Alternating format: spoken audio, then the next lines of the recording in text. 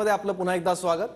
सांगलीत तिरंगी लढत नाही तर थेट लढत आहे असं वक्तव्य विशाल पाटील यांनी केलंय। काँग्रेस विरुद्ध भाजप हीच लढाई आम्ही मानतो असं विशाल पाटील यांनी म्हटलंय। लिफाफ्यात पैसे नाही तर काँग्रेस पक्षाचा हात आहे असंही विशाल पाटलांनी म्हटलंय। सोबत स्वतः विशाल पाटील आहेत, त्यांच्याशी आपण जाणून घेणार आहोत। खरं तर काल 2 दिवसांपूर्वी उद्धव ठाकरे हे देखील संपूर्ण सांगलीत आले। त्यांनी तुमचेच मित्र असलेले एकेकाळचे चंद्रहार पाटील यांच्या प्रचारार्थ सभा सुद्धा घेतली।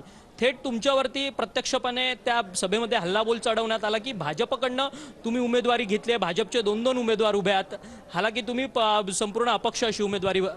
पहिल्यापासून जनतेला ठाऊक आहे, माहीत आहे की चंद्रहार पाटील हे का उभारलेत आणि कशासाठी उभारलेत। या ठिकाणी काँग्रेसचा विचार खूप स्ट्रॉंग आहे।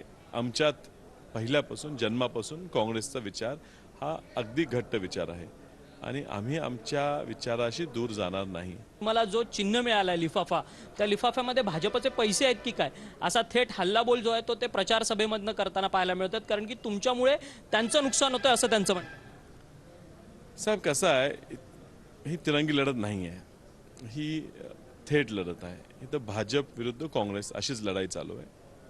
आमच्या काँग्रेस पक्षाचं चिन्ह मला मिळालं नाही म्हणून मी आज लिफाफा या चिन्हावर लढतोय।